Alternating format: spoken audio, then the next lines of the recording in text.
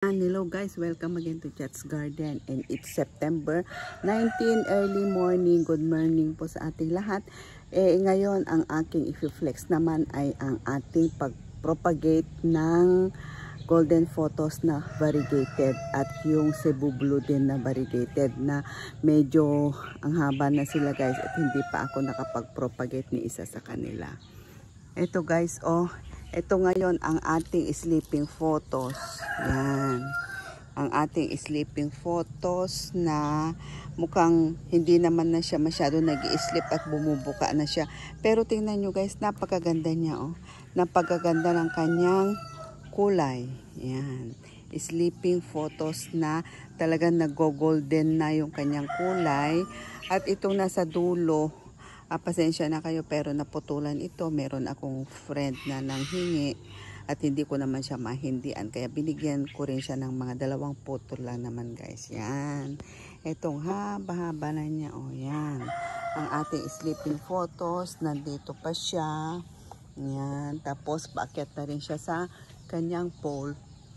Yan, lumampas na siya guys. At hindi ko naman siya masyadong maikapit dito. Gusto ko pa rin siya pakapalin dito sa side.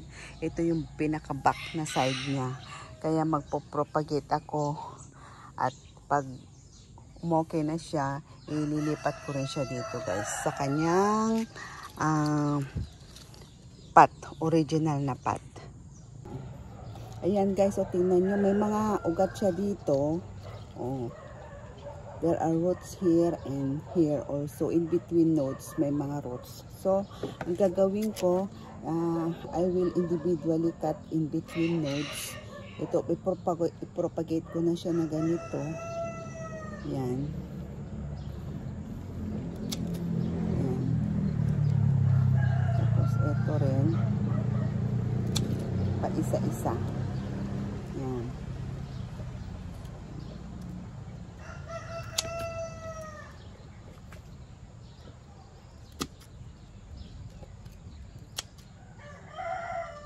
Hindi pa ako nakapag-propagate nito guys, kaya kailangan ko mag-propagate. Yan.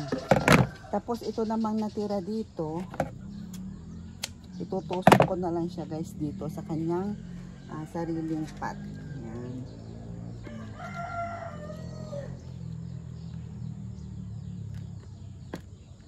Actually root bound na rin ito. Medyo matigas na yung kanyang lupa. Tusok ko lang siya dito para hopefully mabuhay siya. Ayan. Dagdagan ko na lang ito ng lupa.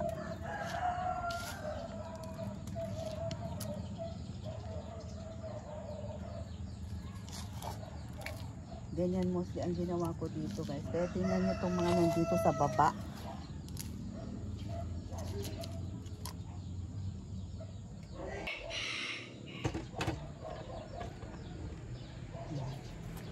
Ngayon, lagyan na natin itong ating pot. Itong pot, may yung drainage hole niya. Ito, mga old pots ito guys, na paglalagyan natin. Actually, itong mixture ko, old na cactus mix ito guys. Okay naman siya. Dinagdagan ko lang siya ng vermicompost. Kasi siya, magiging bushy yung dito sa pot. Na-imagine nyo, pag napuno na ito, tapos magiging bushy siya, ang gandang tingnan, no? Tapos, hopefully makagawa pa ako ng isa na papagapangin ko rin pataas sa pole. Yan. Yun din ang isa sa balak kong gawin.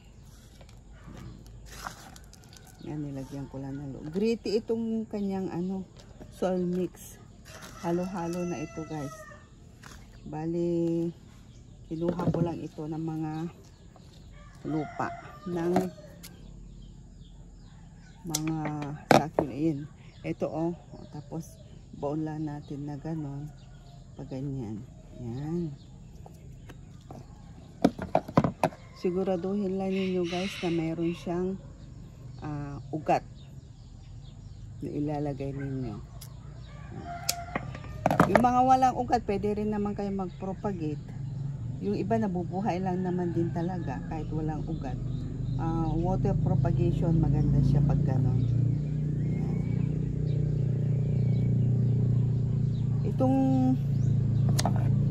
Itong variegated na ito, mga magto 2 years na ito sa akin. Bagal siyang lumaki. Pero na-flex ko na rin ito sa inyo dati. Hindi siya kagaya ng ibang photos na mabilis dumami tsaka humaba.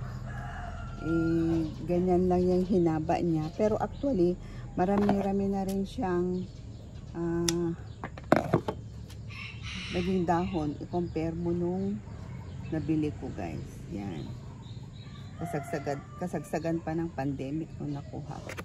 Mahal pa ang halaman noon. Nakuha ko ito ng 1,000 guys. Pero sabi nila, mura na raw yun. Kasi last naman na nung nabili ko. Ang gusto lang naman nito, gusto niya bright na area. Tapos, gusto din naman niya ng kahit na palagi mong diligan, wag lang yung talagang soak siya sa tubig. Pero gusto niya talaga din na palagi dinidiligan. Gusto niya palaging moist. Yan. Kung minsan i-sprayan ko lang siya, pero mostly talagang dinidiligan ko siya mga 2 times a week, ganon ang pagdilig ko sa kanya. Pero ngayong umuulan, pinapabayaan ko na lang siya rin o siya dito sa partly shaded area. Yan. Ito. Ganda nito. Tingnan nyo guys, oh. Oh, ganda. Nakakatawa naman to sleeping photos. Yung iba kasi talagang natutulog lang siya kaya tinawag na sleeping photos. Parang ganyan lang siya, oh. Ganyan. Pero ito nagbuka naman na, oh. Bumuka na siya. Ito yung pinagputulan ko nung binigay ko sa hindi na siya kasya, guys. Hindi na siya, mahirap na siyang pagkasyahin doon dito kasi ang tendency kasi ng dahon niya ay paganyan. Mahirap hawiin yung dahon niya kasi medyo matigas. Kaya ganyan lang siya karami dito sa isang pot. Medyo rough kasi yung side niya, guys. Itong dahon niya medyo rough. Meron din ako nitong hindi variegated. Kaya 2 pot na lang paglalagyan ko. Ito hinaluan ko lang ito ng vermicompost, konti lang. Hindi ko naman siya, ito nga hindi ko pa siya nilalagyan ng fertilizer magmula ng binili ko. Kasi nakita ko nung binili ko yan, meron siyang cow manure na nakalagay dito sa ibabaw. Kaya hindi ko pa siya nilalagyan ng fertilizer. Mga 2 years na. Okay naman siya, oh. Bumagyo, umulan, bumagyo, umaraw, okay pa rin siya. Ito. Lagay ko lang siya na ganito.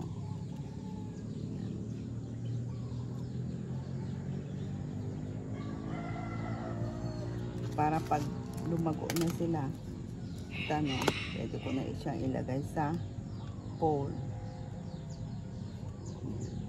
Ganyan lang siya. Tapos itong isa, ikakat ko lang dito sa may yan.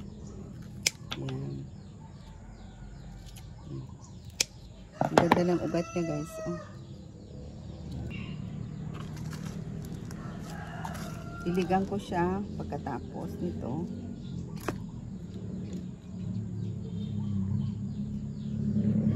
Tapos ilagay ko muna siya doon sa shaded area. After 1 week, tsaka ko siya ilabas.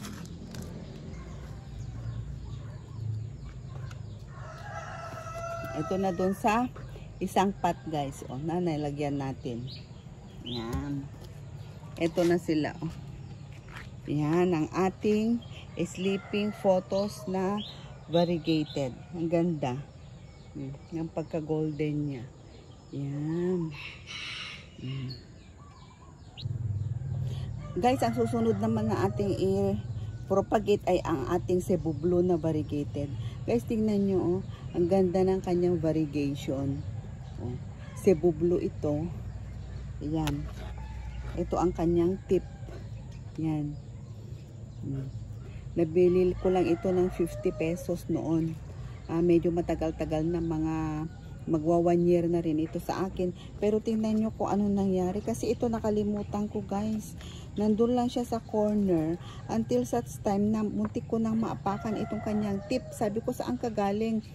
Yung pala, meron pala akong Cebu Blue na variegated. Kaya tingnan nyo, oh, nawala na yung mga dahon. Yan. Ang haba-haba na ng gap ng dahon niya. Yan. Actually, ganito ang itsura niya nung nabili ko. Ganito lang siya kaliit. Yan. Hanggang sa nung lumaki na, nag-variegate na siya, guys. Yan, tingnan niyo. Meron pa akong ibang Cebu Blue dito. Ito, tingnan niyo ang aking Cebu Blue na hindi siya variegated, guys. Yan. Last naman na siya. Yan. Mahaba na rin siya. Dalawa actually yan eh. Dalawa yan. Hindi ko alam kung nasaan na yung isang pot. Kaya the same din ang gagawin ko na propagation. Ikat-cut ko rin siya. Sana hindi siya magtampo para baka mamaya mag-revert siya. Ikat ko siya para maitanim ko rin siya kagaya ng ginawa ko kanina. Yan. Individually din ang gagawin ko, isa-isang dahon. Ito na lang ang best na magagawa ko dito, guys, kasi yun nga, sabi ko sa inyo na neglect ko siya. Hindi ko siya napansin. Saka ko lang siya mapansin na numuntik ko na siyang maapakan. Yan. Ikat ko siya ng ganito.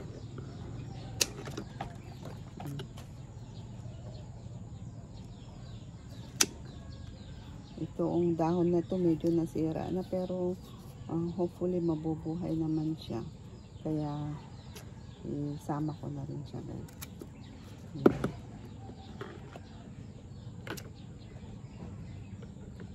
Ito tingnan nyo, oh, tuyo na yung kanyang roots, pero itatry ko pa rin siyang i-save.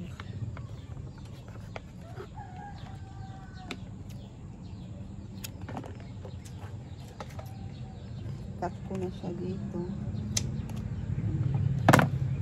Ito, guys, as is ito, napakasakali na ayan, okay naman siya. Dagdagan ko na lang siya ng lupa para naman umayos-ayos siya ng konti. Ayan. I think okay naman ito. Hindi ko na lang siya tatanggalin dito, guys, kasi established naman na siya dito. Ayan. Para sakaling mag-ano rin siya, hahaba na naman. Para makakuha na naman tayo ulit. Gagawin ko ganun din. Itatanim ko rin dito.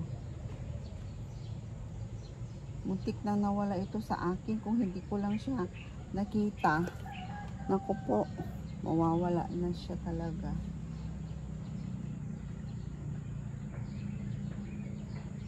Sayang din naman itong mga to. Magaganda itong mga to eh.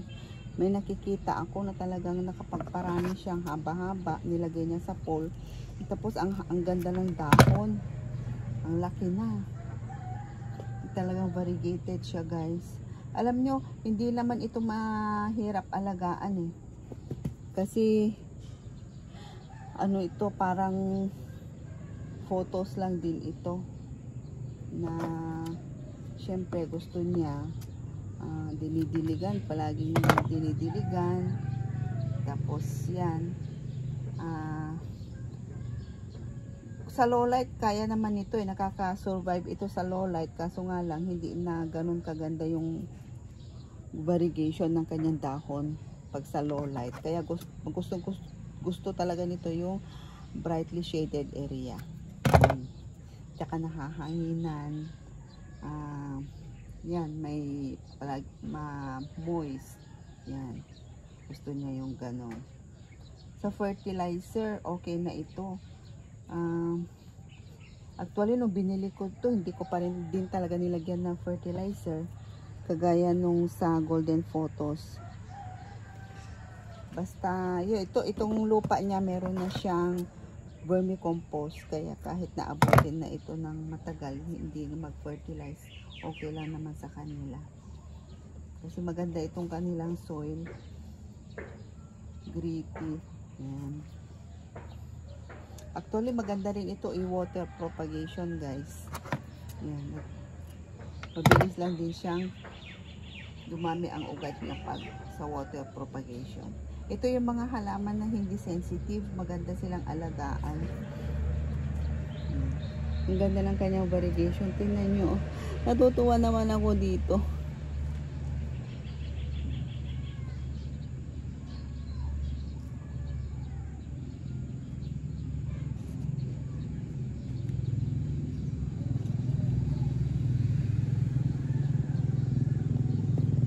Ayan guys, ito.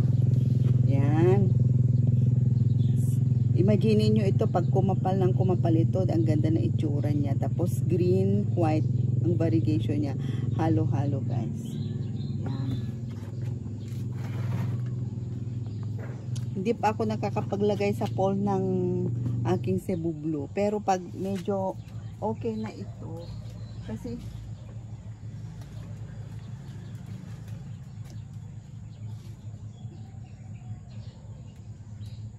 ayan guys, oh. Tingnan nyo itong aking Cebu Blue, oh. Ang ganda siya. Maliliit nga lang kasi ang dahon pag ganito. Ilagay, pag nakatrail lang siya na ganito, maliliit yung dahon. Pero pag once na nilagay mo ito sa pole, lalaki na yung kanyang dahon. Ayan. Tapos maganda rin na rin siyang tingnan. Pero hindi pa ako nakakapaglagay sa pole ng aking Cebu Blue guys. Ayan. Wala kasi akong mga available na pole na marami ngayon. Kaya ganito na lang muna siya. Pero maganda siya, o, diba?